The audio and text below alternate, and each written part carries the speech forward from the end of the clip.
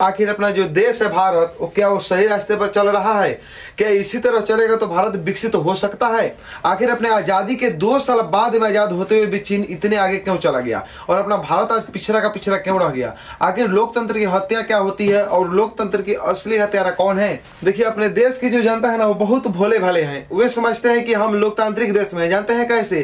क्योंकि उनका कहना है कि हम हर 5 साल पर चुनाव कर लेते हैं और सरकार को बना देते हैं, इसीलिए हम लोकतांत्रिक देश में हैं। लेकिन उनको असल मतलब तो समझ में भी नहीं आता है। उत्तर कोरिया में क्या है? उत्तर कोरिया में भी तो चुनाव होते रहता है। इसका मतलब क्या हुआ कि उत्तर कोरिया में लोकतंत्र है। आपको जान करके ताजुब होगा कि उत्तर कोरिया में यदि सरकार किसी व्यक्ति को चुन लेता है और उसे यदि आप वोट नहीं देते हैं तो वहीं पे व्यक्ति को देशद्रोही घोषित कर दिया जाता है और व्यक्ति की नौकरी भी छीन ली जाती है, व्यक्ति के धर्म परिवर्तन करने पर मजबूर कर दिया जाता है। तो क्या ऐसी लोकतंत्र में हम जीना चाहते हैं? और वैसे ही लोकतंत्र अपने आजकल भारत में चल रही है। अरे वो सब तो छोड़िए, भारत का अपना जो बहुत घनिष्ठ मित्र है रूस का ही उदाहरण ले लीजिए। रूस में भी तो लोकतंत्र है, लेकिन होता क्या है वहां पे? यदि रूस के राष्ट्रपति पुतिन के खिलाफ यदि कोई व्यक्ति वहां पे खड़ा हो जाता है, उसको वहीं पे गोली मार दी जाती है। यदि उनको गलती से छोड़ भी दिया गया, गोली नहीं भी मारा गया, तो वहां पे किसी न किसी तरह से उनको डिस्क्वालीफाई कर दिया जाता है और चुनाव नहीं लड़ सकते हैं। यहाँ पे लोकतंत्र का कोई महत्व ही नहीं रह गया है। आखिर जो हम लोग का घनिष्ठ मित्र है रूस से तो सीखते हैं नरेंद्र मोदी जी। तो लोकतंत्र की जब वहां पे हत्या होती है तो यहाँ पे कैसे लोकतंत्र सुरक्षित रह सकता है? आप लोग किस लोकतंत्र की बात करते हैं? लोकतंत्र का जो सच्ची अर्थ होता है ना, वो होता है सभी लोगों को समान अधिकार देना। लेकिन यहाँ पे कहाँ सभी लोगों को समान अधिकार है? किनकी बात करते हैं आप? सच्चे लोकतंत्र की। सच्चे लोकतंत्र के यहाँ पे पालन करने वाला है कौन? ये जो सत्ता में बैठे लोग हैं ना, यही कानून को बनाते भी हैं और यही कानून को लात भी मार करके भगा देते हैं। लेकिन आप किसकी बात करते हैं यहाँ पे? किस लोकतंत्र की? वही लोकतंत्र जो उत्तर कोरिया में है, वही लोकतंत्र जो रूस में है, उसी लोकतंत्र की बात तो ये भी लोग करते हैं। मतलब इन गधों को तो पहचानता होगा, इन हरामखोर को तो फांसी की सजा सुना देनी चाहिए वहां पे। जानते हैं हम ऐसा क्यों बोल रहे हैं? क्योंकि अभी हाल फिलहाल में चंडीगढ़ में मेयर का चुनाव हुआ था। यह बेचारा जो है एक रिटर्निंग ऑफिसर है। हालांकि चुनाव कराने की इसे अथॉरिटी प्राप्त है, चुनाव को जब चाहे तब करा सकता है और चुनाव में यदि वोट इधर उधर घबराना होगा ना तो ये माहिर आदमी है। ये अभी इसका जो कारनामा है वो सीसीटीवी कैमरा में कैद हुआ है।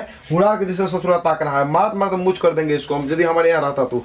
देखिए किया क्या कि बेचारा जब यहाँ पे मेयर की चुनाव हुआ, उसमें 35 वोट में से 20 वोट कांग्रेस और आप पार्टी को मिल गई। जो एक पार्टी बनाई हुई थी अलायंस पार्टी, उनको मिल गई 20 वोट, बच गया 15 वोट। यहाँ पे सभी लोगों की उम्मीद थी कि यहाँ पे बीजेपी पूरी तरह से हार गई है, क्योंकि उनको 15 वोट ही मिला हुआ था और 20 वोट जो थे आप और कांग्रेस मिला करके ले लिए हुए थे। लेकिन हुआ क्या यहाँ पे?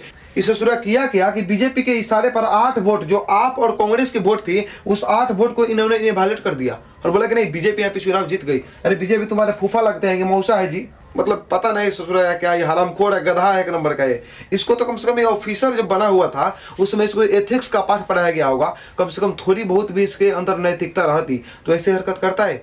आज मेरे मुंह से जो ना सुनने को ये सुन रहा है। ये बीजेपी के चमचा है, इसके बीजेपी वाले सब बहनों ही है ससुरा। मतलब इतना ही दव है आदमी, समझिए इससे कि चुनाव को इनवैलिड कर दिया, इनके वोट को इनवैलिड कर दिया, 8 को मतलब जो था इनका वोट उनको इनवैलिड कर दिया। लेकिन इससे कहिए कि इसके ऊपर इसका बाप बैठा हुआ था सुप्रीम कोर्ट, कि इसको खींच करके लाया बाहर का गिरे तो इसको इनवैलिड कैसे कर दिया है? वो अपना बेचारा फैसला सुना करके सुप्रीम कोर्ट यहाँ पे आप और कांग्रेस के यहाँ पे जीत दिलाई। यदि बताइए सुप्रीम कोर्ट नहीं रहता तो इसके तो मतलब कहने पर सब कुछ हो जाता। इसके जो कारनामा है भाई साहब, आप इस सीसीटीवी कैमरा की फुटेज में देखे ही होंगे या नहीं देखे होंगे तो आप लोग देख सकते हैं यहाँ पे क्या कर रहा था। इनवैलिड घोषित कर दिया। इस तरह के तो अपने यहाँ शासन व्यवस्था हो गई है। ये लोकतंत्र की हत्या नहीं तो क्या है? और लोकतंत्र की हत्या करते कौन है? बीजेपी वाले ना करते हैं, आगे दूसरी पार्टी आते हैं यहाँ पे लोकतंत्र की हत्या करने। ये सीधी सीधी लोकतंत्र की हत्या है और मेयर की चुनाव की धांधली है। अरे भारत का दुर्भाग्य कहिए कि भारत लोकतांत्रिक देश होते हुए भी यहाँ पे लोकतंत्र का कोई मात नहीं मानता है, लोकतंत्र की धज्जियां उड़ा देता है। यहाँ पे कैसी शासन व्यवस्था है अपने यहाँ का? शर्म आती है कभी कभी मुझे कि ऐसी शासन व्यवस्था को बदल देनी चाहिए अपने यहाँ। अरे बीजेपी का शासन हुआ करता था अटल बिहारी वाजपेयी के समय में। जब अटल बिहारी वाजपेयी के समय में कैसी सरकार हुआ करती थी, कैसा बीजेपी था उस समय? और इन गधों और कुत्ता कमीनों के चक्कर में आज बीजेपी मतलब इतनी हद तक गिर गई, ये लोगों ने गिराया हुआ है। जब वीडियो कैमरा में कैद हुआ था सुप्रीम कोर्ट देखा था, अरे पगला तू नहीं पढ़ा था क्या कुछ हो? तू तो पूरा काम नाश दिया यहाँ पे। अरे लोकतंत्र की हत्या न कर दिया, बीजेपी को मारा ला तो वहां पर खींच करके सुप्रीम कोर्ट पर लग रहे पागला कहीं का। कितना कौन धांधली किया जाता है? तू तो एकदम लोकतंत्र की हत्या कर दिया जी। हमारा कोई वैल्यू है कि नहीं है? यहाँ पे मारा लाते इनको गिरा दिया वहाँ पे और कहा कि नहीं आप पार्टी और यहाँ पे कांग्रेस पार्टी की यहाँ पे जीत होती है तब जाके यहाँ पे इज्जत बची। बताइए क्या स्थिति है यहाँ की। और ये बेचारा कि आपको जान के ताज्जुब होगा कि ये जो ससुरा यहाँ पे घूम रहा है, छूटा चट रहा है, इसको कोई मतलब ऑब्जेक्शन नहीं है इस पर।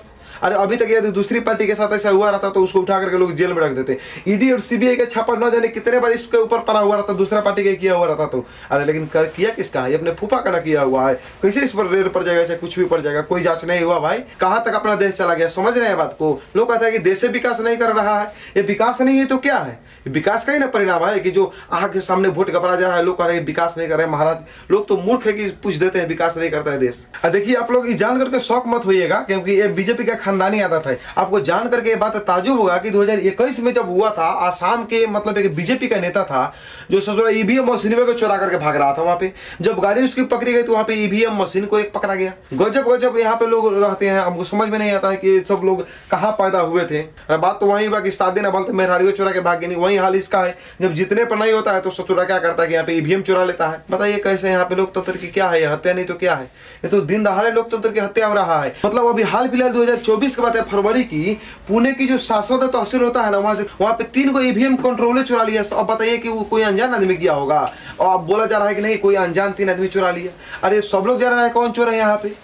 अरे बीजेपी वाले ने चुराया होगा, दूसरा कौन चुराया होगा? मतलब कि हद तो तब हो जाती है जब यहाँ की गोदी मीडिया, जो हरामखोर जितने भी मीडिया है आपको दिखाई दे रहे हैं, सभी ये सब गोदी मीडिया है।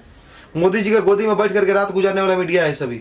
अब बताइए लोकतंत्र का चौथा स्तंभ जिसको कहा जाता था, लोकतांत्रिक शास्त्र इनको पढ़ा दीजिए, पॉलिटिक्स पूरा पढ़ा दीजिए। ये लोग दिन रात हाय मोदी, हाय मोदी, मोदी जी क्या किया है, मोदी जी किसके साथ है, मोदी जी को देखिए क्या हुआ है, मोदी जी के कितने खर्चा हुआ है। यही में ही हैरान है, इन लोगों को क्या मालूम है कि देश में क्या चल रहा है। कोई आपके यहाँ जीडीपी पर बात नहीं किया होगा, कोई जो मीडिया है इन सब आपको खबरों को नहीं सुनाया होगा, कोई जो मीडिया है ना ये आपको न्यूज नहीं सुनाया होगा कि हाँ वहाँ पे पुणे में ये सब चोरी हो गया है, 3 को ईवीएम कंट्रोल। कोई आपको मीडिया ये बात नहीं बताया होगा कि आसाम में इस सब चीज़ की, यहाँ पे जो बीजेपी की नेता है उसके गाड़ी में एक ईवीएम मशीन मिला है। कोई आपको मीडिया यहाँ पे खोजने नहीं आया होगा कि यहाँ बेरोजगारी देश में क्यों फैला हुआ है। कोई मीडिया ये भी बताने नहीं आया होगा कि आखिर किसान आंदोलन क्यों कर रहे हैं, सरकार क्यों नहीं सुन रही है। अरे भाई जान के ताजुब होता है, हम लोग लोकतांत्रिक देश में रहते हैं। जब लोकतांत्रिक देश में रहते हैं तो किसान के ऊपर गोली क्यों चलवाई जा रही है, किसान के ऊपर आंसू गए छोड़े जा रहे हैं। किसान को 3 को किसान को यहाँ पे मतलब कि आंख में मार करके अंधा कर दिया गया है। प्रधानमंत्री जो है यहाँ पे बैठे हुए हैं तो पूरा गार्जियन होते हैं घर के। जब गार्जियन ही भ्रष्ट है तो पूरा यहाँ की सिस्टम ही भ्रष्ट क्यों नहीं होगी?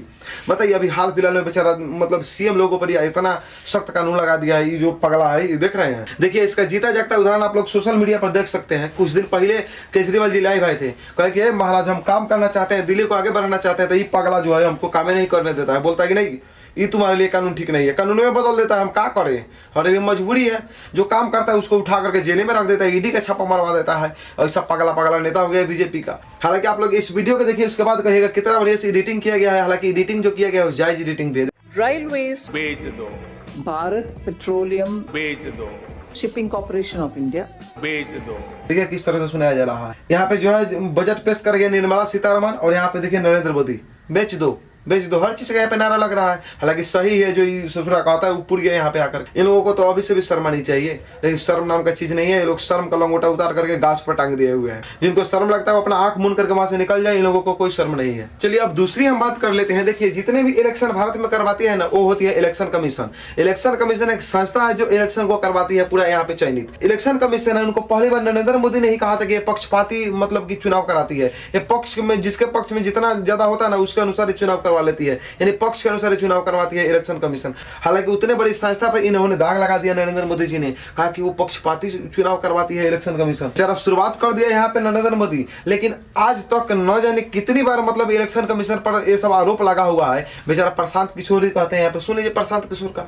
हालांकि अभी बहुत अच्छे नेता हमको लगते हैं प्रशांत किशोर जी, इनकी जैसी विचारधारा है ना, लगता है आने वाले समय में यदि बन जाते हैं, अपने सीट यहाँ की ले लेते हैं, तो हो सकता है कि कुछ काम अच्छा करेंगे। हमको इन पर उम्मीद रहता है, अच्छा बात विचार करते हैं। इन्होंने कहा था कि देखिए इलेक्शन जो कमीशन है इस पर न जाने कितनी बार आरोप लगा हुआ है। लगाया किसने था? सबसे पहले नरेंद्र मोदी ने। आज बोलेगा कि नहीं इलेक्शन कमीशन बहुत अच्छा है। देखिए भाई हम तो साफ साफ एक बात आपको कह देना चाहते हैं, कोई भी क्राइम कीजिए, कितना भी आप पापी या धर्मी रहिए, कोई बात नहीं है। जब तक दूसरा पार्टी में है तब तक आप पापी हैं। बीजेपी ज्वाइन कर लीजिए, अच्छा हो जाइएगा। इस तरह यहाँ पे भी सिस्टम चल रहे हैं। ये लोकतंत्र की हत्या नहीं तो क्या है। देखिए इलेक्शन कमीशन एक संस्था है जो चुनाव करवाती है, आपको जैसे हम बता दिए। हालांकि वो चुनाव जो करवाती है उन्होंने साफ साफ अपने एक मतलब नोटिस में जारी कर दिया कि कोई भी व्यक्ति वोट मांगना है तो मांगे, लेकिन कभी इंडियन आर्मी के नाम पर नहीं मांगेगा। लेकिन इस बेशर्मी को देखिए, तो ये इंडियन आर्मी के नाम पर वोट मांग रहा है कि नहीं, मैंने पुलवामा अटैक का एक एक बदला लेने के लिए एक वोट आपका चाहिए। इन बेशर्मी की तो हद हो गई है। इन बेशर्म को कोई रोको? बताओ, जिन्होंने मतलब कानून निकाल दिया, लेकिन इनके लिए कानून थोड़ी है महाराज। कानून है दूसरा पार्टी के लिए, अलायंस पार्टी जो इनके विपक्षी पार्टी है उनके लिए ना है, इनके लिए कथी कानून है? यही कानून को बनाते हैं। के नहीं जानता है जग में, नाम बिगाड़ना नाम बहारन, यही ना है आपके नरेंद्र मोदी जी। इनके लिए कोई कानून नियम नहीं यहाँ पर लागू नहीं होता है। हालांकि इलेक्शन कमीशन इस पर कुछ नहीं बोला, कहा कि अच्छा कोई बात नहीं है, ये तो अपने ही मौसा उसा है तो क्या बोलेगा, ये कुछ नहीं बोला। देखिए अब उतना ही थोड़ी है महाराज, ये देख रहे हैं बाबा को बुलडोजर वाले बाबा कहा जाता है, यूपी के बाबा हैं। इन्होंने कहा कि जितने भी मतलब इंडियन आर्मी है ना वो मोदी की सेना है। लगता है कि मोदी की मतलब खानदानी इसी में था का, मोदी की सेना है। अरे हद तो तब हो जाती है कि इंडियन आर्मी को मोदी की सेना बोला जाता है, फिर भी कुछ होता क्या है? कुछ नहीं, कुछ नहीं होगा इनका, क्योंकि लोग सत्ता में है। और बीजेपी के आदमी क्या होगा? अभी तो हम आपको बोले हैं कि किसी की हत्या कर दीजिए और बीजेपी ज्वाइन कर लीजिए। अरे आप 5 गो लगातार मर्डर कर दीजिए, बीजेपी ज्वाइन कर लीजिए, आप बहुत अच्छे नेता हो जाते हैं यहाँ। अभी हाल फिलहाल आपको उदाहरण मिला ही होगा सुशासन बाबू का, इनको कहा जाता है सुशासन बाबू, लेकिन हम इनको कहते हैं कुलाछन बाबू। ये कुलाछन बाबू क्या हुए थे, मतलब थे पहले यहाँ पे सरकार में आरजेडी के साथ, तो ये चोर थे, घूसखोर थे, हरामखोर थे, दोगला थे, गधा थे, मतलब जो भी इनको नाम लगाया गया, बोका थे, ये सब इनको अमित शाह ने लगा दिया था। कहा कि वो मतलब कभी हमारे जिंदगी में हम उनको अपने पास नहीं बुलाएंगे। हुआ क्या, बेचारा जाकर के बीजेपी ज्वाइन कर लिया। इनके जैसा सुशासन बाबू तो अभी हिले नहीं है बिहार में। इनका कहना है बीजेपी वाले लोग का कि बहुत अच्छा नेता है यहाँ पे नीतीश कुमार। यही नीतीश कुमार जो अभी कुछ दिन पहले तक बेकार था, इस सुशासन बाबू कहते हैं कि नहीं मर जाएंगे लेकिन मोदी के गोदी में नहीं जाएंगे। पता नहीं कमीना कौन सा, मतलब कि भांग पी के ये सब बोलता है, लेकिन फिर जाके उसी की गोदी में बैठा हुआ है मोदी के।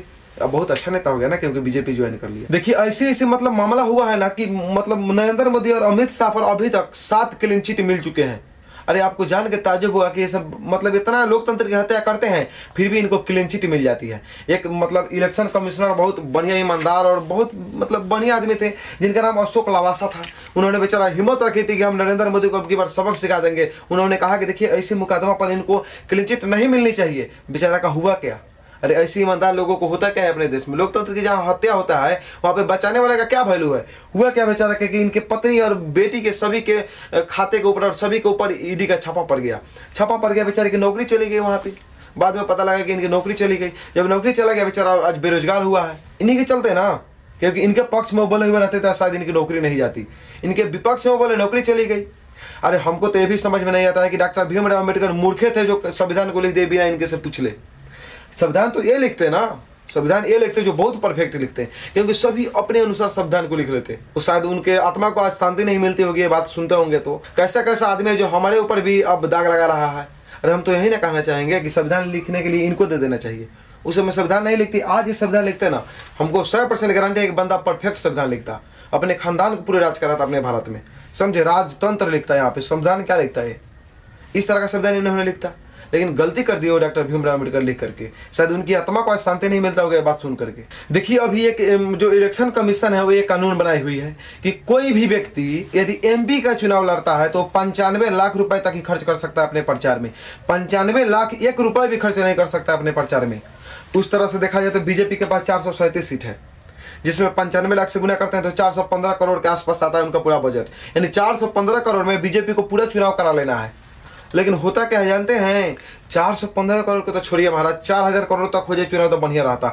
12000 करोड़ में सिर्फ इनका चुनाव होता है। इलेक्शन कमीशन करती क्या है? अपने वेबसाइट पर अपलोड कर देती है कि नरेंद्र मोदी ने 12000 करोड़ चुनाव में लगा दिया। अब बताइए 12000 करोड़ जो चुनाव में लगाया, हाल जबकि बात किया जाए तो इलेक्शन कमीशन के अनुसार 415 करोड़ बजट में चुनाव हो जाना चाहिए था और 12000 करोड़ लगाया। इनको गिनती भी मतलब थोड़ा बहुत बैठा लेना चाहिए, कितना गुना है, फिर भी इनके ऊपर कुछ कार्रवाई नहीं हुआ। क्यों? क्योंकि जिसकी लाठी उसकी भैंस। कि किसान को हम एमएसपी कहाँ से देंगे? अरे भाई जो 12000 करोड़ आप खर्चा किए उनके लिए आपको था पैसा और किसानों को एमएसपी देने के लिए नहीं है। बोलते हैं कि हम यहाँ पे जनसंख्या बढ़ रही है तो हम बेरोजगारी को कैसे दूर कर सकते हैं।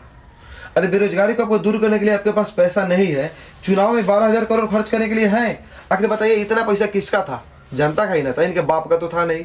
और इसमें मीडिया वाले जो मतलब गोदी मीडिया है ये सब कभी नहीं दिखाया सब चीज़ को कि 12000 करोड़ ने नरेंद्र मोदी ने खर्चा किया चुनाव में। कोई बात नहीं था, क्योंकि यार पैसा किसकी है?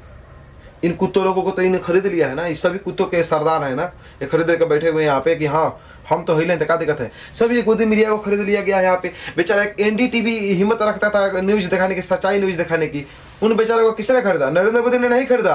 आपको जान करके ताज्जुब होगा कि इनके मित्र गौतम अडानी ने इनको खरीद लिया।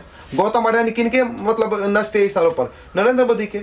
नरेंद्र मोदी ने इनका 8,000 करोड़ 7,000 करोड़ कर्जा माफ करते हैं एक बार में। एनडीटीवी को खरीद लिया बेचारा, अपना से नहीं खरीद के दूसरे से खरीदवा दिया। ये भी बेचारा मजबूर है, अब क्या करता है? जो न्यूज मिलता है यही बीजेपी का बड़ाई करने के लिए करता है बेचारा। और बात करते हैं आप लोग न्यूज की, लोकतंत्र के चौथा स्तंभ की। अरे लोकतंत्र है ही नहीं तो चौथा स्तंभ आएगा कहां से? जब लोकतंत्र की यहाँ पे हत्या हो रही है तो बेचारे चौथे स्तंभ की तो हत्या हो रही है यहाँ पे। आप लोग सोचने की थोड़ा कमी है आप लोगों में। अरे भाई सोच बदलिए, देश बदलेगा, इनकी कहना ना है। आत्मनिर्भर बनिए। आत्मनिर्भर बनने का मतलब समझ रहे हैं? अरे अपना जो काम है ना, जो अपना वोट है ना, अपने अनुसार दीजिए। आप लोग समझते नहीं हैं, कुलाछन बाबू के फेरे पर के वोट दे देते हैं। इनका उल्टा सीधा बयान तो मतलब कहाँ से पढ़ते हैं हमको ये भी समझ में नहीं आता। इनको कौन सिलेबस से पढ़ाया गया है? अरे बेचारे फकीर है, इनके चक्कर में मत पड़िएगा, कभी आपको बेच के निकल पड़ेंगे यहाँ से। और हद तो तब हो जाती है जब इसे पिछले वाला चुनाव में इन्होंने 27,000 करोड़ रुपया फूका हुआ था चुनाव में। अरे भाई 27,000 करोड़, भारत के बजट के पर ध्यान देना चाहिए इनको, भारत के युवाओं पर ध्यान देना चाहिए, भारत के किसानों पर ध्यान देना चाहिए, भारत के लोगों पर ध्यान देना चाहिए। कुछ पर ध्यान नहीं है। इनका प्रचार होना चाहिए बढ़िया तरीके से। 27,000 करोड़ महीने रखता है देश के लिए, 12,000 करोड़ महीने रखता है देश के लिए। दोनों को जोड़ दीजिएगा तो हो जाएगा 39,000 करोड़ रुपए। दोनों को यदि ऐड कर दिया जाए तो हो जाता है 39,000 करोड़। बताइए कि 40,000 करोड़ रुपए महीने रखता है कि नहीं देश के लिए? ये बात करते हैं कि नहीं यहाँ पे खर्चा होता है चुनाव में। उस समय न्यूज मीडिया आपको नहीं दिखाने आए होंगे कि नरेंद्र मोदी ने इतना चुनाव में खर्चा कर दिया। क्यों दिखाएंगे? क्योंकि इनके तो चमचे हैं। ये दिखाएंगे तो शायद इनकी बिहाने से पकड़ कर इनको ऐसा ना मारेंगे नरेंद्र मोदी जेल में बनवा करके कि सुधर जाएंगे बिहाने। इसलिए आपको नहीं दिखाएंगे यहाँ पे ये सब चीज को। अरे जनता पर आपको जान के ताजुब हुआ कि बताइए किसान बेचारे की क्या गलती है? ये अपनी मांग को तो मांग रहे हैं।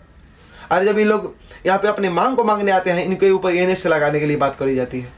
कहा जाता है कि इन पर एनएस से लगा देंगे। अरे एनएस का मतलब ही लोगों को मालूम होना चाहिए कि एनएस किस पर लगता है। एनएस से देशद्रोहियों पर लगाया जाता है। बेचारे देशद्रोही हैं, अन्नदाता हैं। ये साथ अन्न का उत्पादन करना छोड़ देंगे तो इनकी मतलब होश ठिकाने आ जाएगी।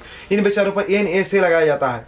देखिए हम लोग अब एकता बनाएंगे और एकता के साथ अपना काम करेंगे। जो हमसे वोट मांगेगा ना, हम भी एनएस से लगा करके उन ससुरा को यहाँ पे लात मार के भगा देंगे। कहेंगे कि नहीं एनएस से कहता तुम भी देशद्रोही हो क्योंकि तुम हमसे वोट मांगने आते हो। हम लोग कहाँ अपने अधिकार पर ध्यान देते हैं? हम लोग तो बस पार्टी के नाम पर बिक जाते हैं, हम लोग धर्म के नाम पर बिक जाते हैं, हम लोग हिंदू मुस्लिम के नाम पर बिक जाते हैं। अरे अपने कभी देश के नाम पर बिक करके देखिए क्या होता है, देश का विकास होता है कि नहीं?